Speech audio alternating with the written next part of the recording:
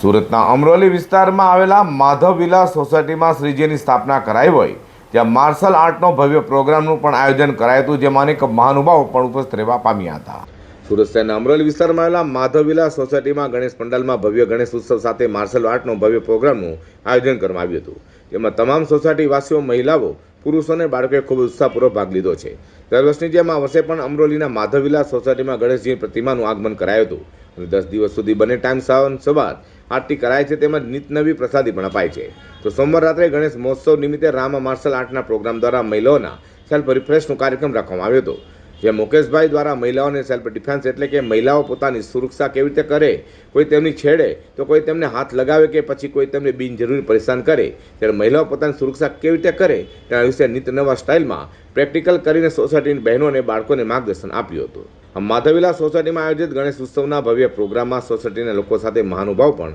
ખાસ ઉપસ્થિત રહેવા પામ્યા હતા.